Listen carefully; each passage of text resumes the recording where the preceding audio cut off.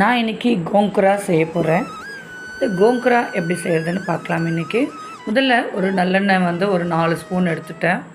அது வானலில் சேர்த்து ஒரு கைப்பிடி பூண்டு உரித்தது, 2 பச்சை மிளகாய், 2 காஞ்ச மிளகாய் சேர்த்து நல்லா வதக்கிடலாம்.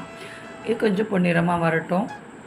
அந்த பச்சை ஸ்மெல் போகணும் இல்லையா, அது போக வதக்கினதும் இந்த புளிச்சக்கீரையை நல்லா தண்ணியில் அலசி வடிகட்டி வச்சுருக்கேன். அதை நம்ம சேர்த்துக்கலாம்.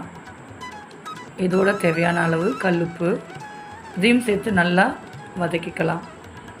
எண்ணெயிலே வதக்கலாம். நான் தண்ணியெலாம் சேர்க்கலை. இந்த அலசின தண்ணியே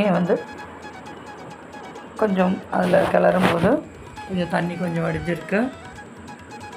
இது நல்லா வதங்கினதும் நல்லா ஆற வச்சு மிக்சியில் சேர்த்து இதை அரைச்சிக்கலாம் சட்னி பதத்துக்கு.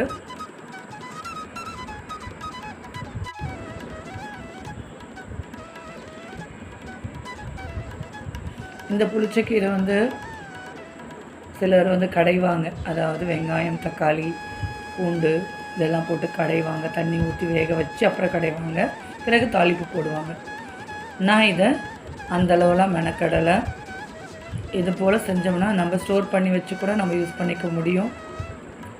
இதை மிக்சியில் சேர்த்து நல்லா அரைச்சிட்டேன் இல்லையா, அதே வானலில் நல்லெண்ணெய் சேர்த்து கடுகு, காஞ்ச மிளகாய், கொஞ்சம் சீரகம் சேர்த்து நல்லா பொரியட்டும் அப்படின்னு நல்லா பொரிய விட்டுருக்கேன்.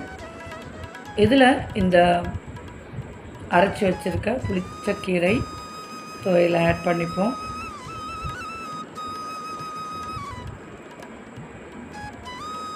இந்த கடுகுலாம் நல்லா வெடித்த பிறகு சேர்க்கணும். சிலர்லாம் கடுகு வெடிக்கிறதுக்கு முன்னாடியே தாளிப்பை போட்டுருவாங்க. இந்த கடுகு வெடித்ததுமே நம்ம இந்த அரைச்ச பசலைக்கீரை இருக்கு இல்லைங்களா, அதையை இதில் சேர்த்து நல்லா வதக்கி நம்ம சாதம் கிளறணும். அப்படின்னா சாதம் வடித்து அதை நல்லா ஒரு பாத்திரத்தில் ஆற வச்சு அதில் கொஞ்சம் நல்லெண்ணெய் சேர்த்து இந்த கோங்குராவை போட்டு கிளறி நம்ம சாப்பிடலாம். ரொம்ப சூப்பராக இருக்கும், அருமையாக இருக்கும் இதோட டேஸ்ட்டு. நீங்களும் ட்ரை பண்ணுங்கள்.